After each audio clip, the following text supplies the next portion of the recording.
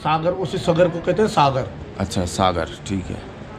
इसके समुद्र से संबंध है, सागर समुद्र है ना जो, इसी के मंथन करने से जो है गंगा निकली है। अच्छा अच्छा। आज क्या वैज्ञानिक तौर से क्या होता है कि जब सागर में गंगा जाती है फिर वहाँ से बादल ऊपर बनते हैं। बादल ऊपर बनते हैं तो वो हिमालय में गिरते हैं। हिमालय में गिरते हैं तो बर्फ़ बनती है। बर्फ़ बनती है तो फिर द्रव्य रूप में गंगा निकलती है, वो मीठा जल बनता है। मीठा जल बनता है, तो खारा है। हाँ, समुद्र भगवान तो खारे हैं। सही बात है। तो उससे जो मंथन निकला है, मंथन क्यों निकला है, मंथन में उसका जो मीठा जल निकला है। हाँ हाँ, खारा पानी तो हम पी नहीं सकते। सही बात है। वही अमृत है, वही अमृत है। खाने के लिए तो अमृत चाहिए ना। सही बात है, सही बात है। तो वही मंथन हुआ है, देवताओं ने वही मंथन किया है, वही उसी का वो घर्षण किया है, घर्षण हुआ है और तभी वो उसी का वो किया है। तो इसी प्रकार से जो है वो सागर है। सागर का मतलब सागर है। सागर के इतनी लताएं पेड़ पौधे सब उसके थे, 60,000 जो बोलते हैं। हाँ, पर लेकिन कपिल मुनि के श्राप से वो भस्म हो गए। अच्छा, ठीक है। उस सबकी कहते हैं कि जितना जिसका घमंड होता है तो उसको तोड़ने के लिए कुछ ना कुछ उत्पत्ति होती है। तो 60,000 पुत्र भस्म हुए, उसके बाद फिर नरसिंह कौन आए? भगवान को जब उसको मार दिया था, हिरण्याकश्यप को, हाँ, तो कई दिन तक बहुत अहंकार था। कई दिन तक पृथ्वी पे आसमान पृथ्वी सब गरज रहे थे, हाहाकार मच गया, उनका गुस्सा शांत ही नहीं हुआ। फिर भगवान सांब रूप में दर्शन दिए, शंकर भगवान बोले नरसिंह जरा देख। तो जब देखा भगवान शंकर प्रलय के रूप है, यार तू तो मेरा एक छोटा सा अंश है, सही बात तू है। मेरे को देख।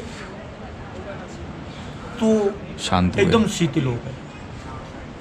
जी जी जी। तो महाराज 60,000 जब पुत्र हुए, भस्म हो गए, तो उसके बाद जैसे फिर कैसे कैसे कौन कौन सी पीढ़ी ने आगे वो किया? राजा भगीरथ के जब 60,000 तो अंशुमान हुए, अंशमंजस हुए। हाँ, अंशमंजस के जो है राजा रघु हुए, फिर दिलीप हुए, राजा दिलीप हुए। अच्छा। दिलीप के फिर भगीरथ हुए। अच्छा, भगीरथ के फिर अज हुए। अच्छा, अज के फिर दशरथ हुए। अच्छा, 10 इतनी पीढ़ियाँ। फिर श्री राम। फिर श्री राम। तो भगीरथ महाराज ने, दिलीप महाराज जो है, दिलीप महाराज बड़ी कठिन तपस्या से हुए। अच्छा, दिलीप ये भगीरथ जी। भगीरथ जी। हाँ, भगीरथ दिलीप जो है रघुवंशी इतने कहते हैं कि रघुवंशी, वो पर रावण का जन्म उस समय भी हुआ है। अच्छा, रघुवंशी बल बहुत तकड़े थे उस समय भी। तो रघुवंशी इतने तकड़े थे कि वो जब रावण हर चीज में प्रचंड विद्वान था, प्रकांड था, बहुत पूरी सृष्टि को उसके देवता जो सब अधीन थे। और जब सूर्य को जो बोलता था वो करता था, चंद्रमा को जो बोलता था वो करता था, वायु को जो बोलता था वो करता था। अच्छा, शनि को जो बोलता था वो करता था। अच्छा जी। राहु को जो बोलता था वो करता था। अच्छा, इतने तकड़े उसके अंदर पावर थी। पर लेकिन वो रघु को देख के डरता था। अच्छा, रघु को डरता था।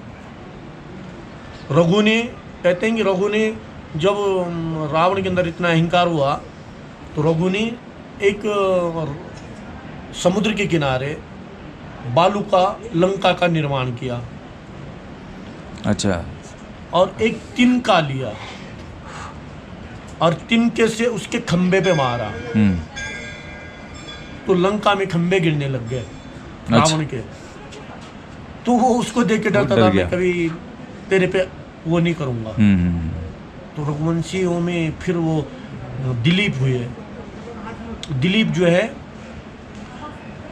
इंद्र के साथ भी जो है असुरों के साथ उन्होंने कई बार युद्ध किया। अच्छा अच्छा अच्छा।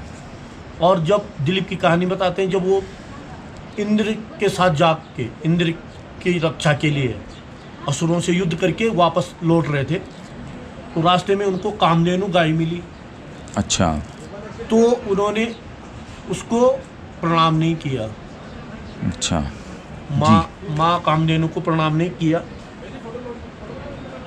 और थोड़ा जरा उनका उसमें आज के हिसाब से बीपी बोलो या उसका घमंड था होगा या कुछ वो कई स्थिति थी होगी, तो वो नहीं कर पाए, भूल गए, प्रणाम करना भूल गए, तो पुत्रहीन हो गए। अच्छा अच्छा अच्छा। माँ कामधेनु ने उनको जो है पुत्रहीन कर दिया। हाँ वो कर दिया कि श्राप दे दिया कि आप जो है, तब फिर तो राजा जो है अहंकारी है। हाँ। अहंकारी राजा जो है भगीरथ जो है वंश हुए हैं, फिर चलेगा, भगीरथ जो तेरा हुए वंश नहीं चलेगा। तो बड़ी मुश्किल से फिर जब वो उनको वो श्राप मिल गया था, तो उन्होंने फिर उनके जो देव गुरु थे, उन्होंने बड़ी युक्ति से फिर कामधेनु से क्षमा याचन किया कि अरे राजा जो है भूल गया है और उसको ऐसी वो मत करो, बंसीन मत करो, इसे ऐसे श्राप मत हो माता कामधेनु।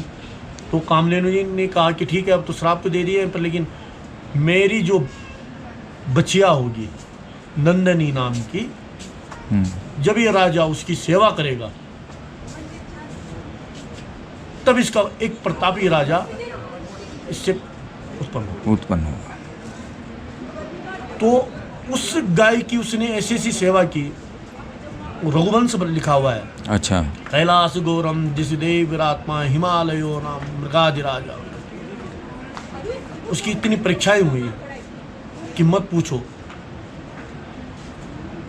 तो राजा दिलीप ने गौ खुद ले जाता था नंदनी को। अच्छा। और उसको घास खिलाता था,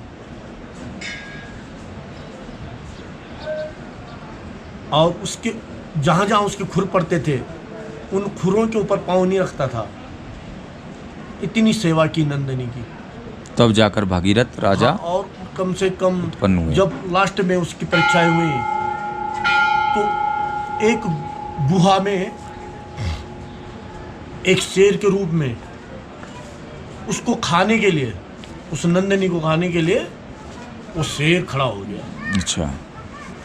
और जब शेर खड़ा हुआ तो दिलीप राजा थे, अपने बाण और सब लिए हुए थे। तो जैसे ही वो शेर उस पे झपटा नंदनी पे, तो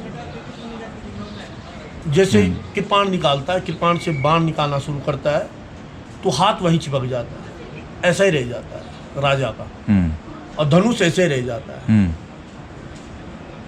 अब जब ये स्थिति होती है तो वो सोचता है ये कोई छोटा मोटा शेर नहीं है, ये कोई दिव्य है, क्योंकि मेरे को तो इंद्र तक जो है मैंने साथ दिया है, इंद्र तक मेरा ये, मैंने कई युद्ध देखे हैं, कई ये देखे हैं, असुरों के साथ कई युद्ध किए हैं, पर लेकिन ये तो कोई अचंभित वाला युद्ध है। तो जैसे उसके कृपाण में हाथ में जाता है, तो फिर वो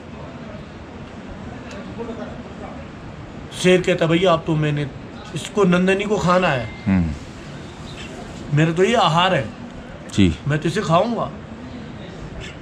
वो कहता है, राजा कहता है, हे शेर, हे तो आप कोई भी हैं, आप देवता हैं या कोई भी हैं, आप क्या, आपका जो है ये, पहले आप ऐसा करो कि पहले मेरे को खा लो और फिर इस नंदनी को खा लेना। जब वो हताश हो जाते हैं ना अपने, हताश हो वो अपने शक्तिहीन हो जाते हैं, तो वो कहते हैं कि अब क्या करूं। सही बात है। ऐसा करो कि मेरे को खा लो, फिर तुम इस नंदनी को खा लेना, पर मेरे आंखों के सामने मत खाओ, बस इतनी कृपा करो, मैं आपसे ये करता हूँ। फिर भगवान उसके ऊपर वर्षा करते हैं, फिर उसकी परीक्षा पूरी हो जाती है। तब भगीरथ राजा, तब राजा भगीरथ की उत्पत्ति होती है। और भगीरथ राजा ने ही, भगीरथ राजा ही गंगा को धराधाम पे अवतरित किया। हाँ ये तो सब पता ही है, भगीरथ गंगा ही, इसलिए भगीरथ गंगा हुआ, भागीरथी के नाम से कहलाए। जी जी। उन्होंने इसी शिला पे तपस्या की, इसी शिला के ऊपर तप किया। पहले गौमुख यही था। हाँ। अनादिकाल में हम लोग देख रहे हैं अभी प्रेजेंट में, हमारे देखते देखते 1-2 किलोमीटर पीछे हो गया गौमुख, 1-8 किलोमीटर, तो हम तो पूरे गणित लगा सकते हैं, पहले गौमुख यही था, गणित लगा सकते हैं। सही, उसमें कोई ये नहीं संदेह ही नहीं। हमने हर साल गौमुख पीछे हो रहा है। मैं आज जब 2-3 साल पहले गया था, रक्त गंगा के पास गौमुख पहुंचा हुआ है। बताइए। जबकि रक्त गंगा पे जाते जाते हमें बहुत मैंने टाइम देखा लगता है था। रक्त गंगा हाँ रक्त गंगा पे मैं भी हो क्या हूँ ना रक्त गंगा पे हमें बहुत टाइम लगता था। और वो जहाँ से हम लोग तपोवन के लिए ऊपर चढ़ते थे, हाँ जी महाराज, अमर गंगा वहाँ पे गौमुख पहुंचा हुआ है। हाँ मैं भी हो क्या आया हूँ ना, मैं देख के आया। मैं 2011 में गया था, तब वो कम से कम 1 किलोमीटर पहले थी। बहुत पहले था, कई किलोमीटर, 1 किलोमीटर से इधर ही गौमुख था। तब अमर गंगा आती थी, ग्लेशियर क्रॉस करते तब अमर गंगा आती थी ऊपर। सही बात। तो वो अमर गंगा के पास ग्लेशियर पहुंचा हुआ है, तो गौमुख यहीं पे था। ब्रह्मा की जो है वो सक्सेस हो गए। अच्छा, बहुत बढ़िया, बहुत बढ़िया। तो अच्छा, ये गंगा के अनेक रूप है। और इसमें आता है कि राजा सगर के 60,000 पूर्वजों का उद्धार करने के लिए गंगा मैया आई है।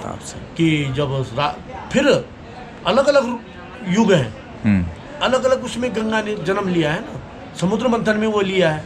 हाँ। और फिर यहाँ पे भगवान सृष्टि के साथ जो है ब्रह्मकमंडल वाला वो लिया है। और बलि के साथ राजा बलि को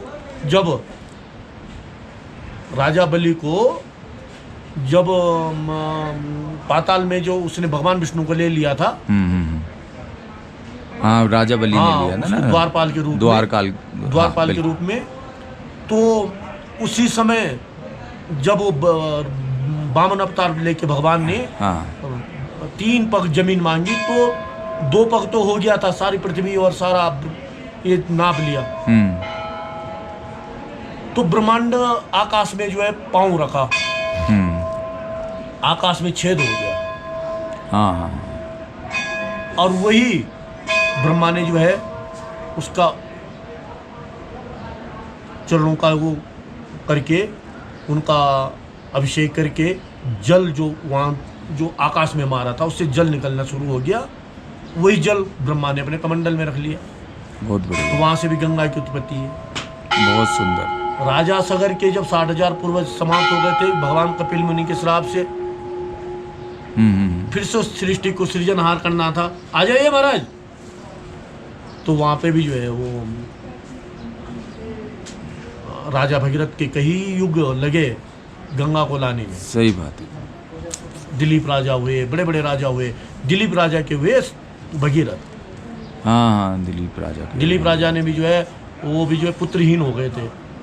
उनको पुत्र, उनकी संतति नहीं हो रही थी। फिर उन्होंने नंदनी नाम की जो कामधेनु की बच्चियाँ थी उसकी सेवा की। अच्छा। उसकी सेवा की, तब जो है उनका पुत्र हुआ। अच्छा। राजा भगीरथ।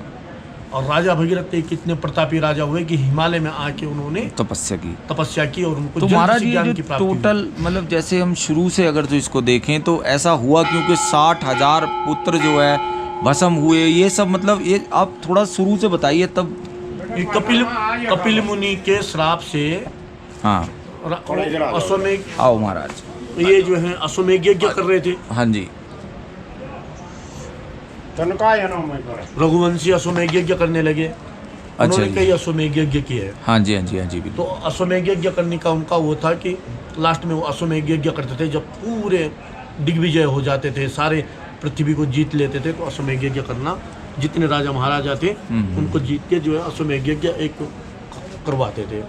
तो अश्वमेघ यज्ञ करवा रहे थे, तो राजा सगर के जो है इंद्र को जो है अपने इंद्रासन की चिंता हो गई। उसने कहा अरे बाबा ये इंद्रासन जाता है। इंद्रासन की चिंता हुई तो उसने भगवान इनका जो है राजा सगर का जो घोड़ा था अश्वमेघ का, उसको भगवान कपिल मुनि के यहाँ आश्रम में बांध दिया। कपिल कहते हैं सूर्य को। अच्छा, भगवान कपिल जो है सूर्य है। अच्छा अच्छा अच्छा अच्छा। सूर्य का प्रताप है।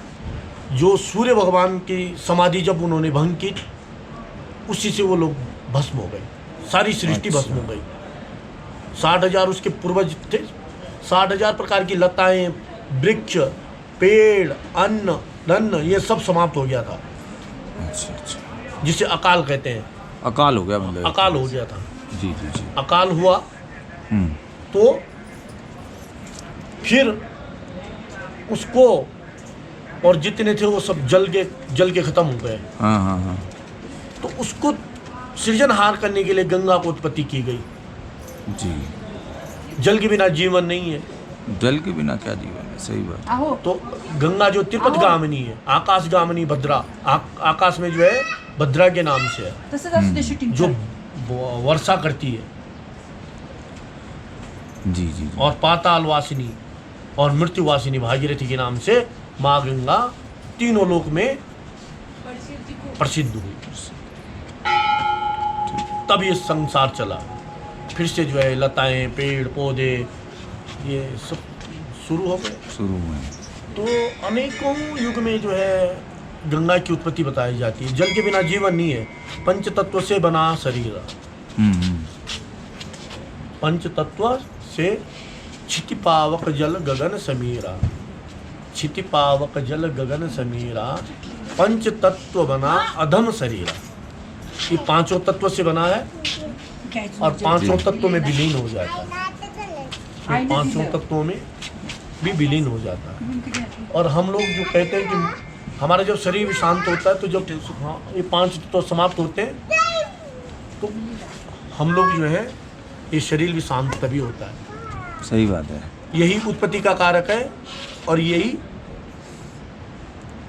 मृत्यु का कारक भी है। जी जी जी जी। पंच तत्व से ही उत्पत्ति हुई है, पांच तत्वों से ही शरीर बना है, और पांच ही तत्वों से जो है हमारा शरीर समाप्त भी होता है। जब हमारे अंदर जल की कमी हो जाती है तो शरीर समाप्त हो जाता है। हमारे अंदर अग्नि की कमी होती है, शरीर समाप्त। बिल्कुल बिल्कुल। तो पंच तत्वई में हमारा शरीर विलीन हो जाता है। जी, बहुत सुंदर बहुत सुंदर। तो इस प्रकार जो है ये शरीर बना हुआ है। तो हमारा तो पांच ही तत्वों में जो है ये शरीर की हमारी उत्पत्ति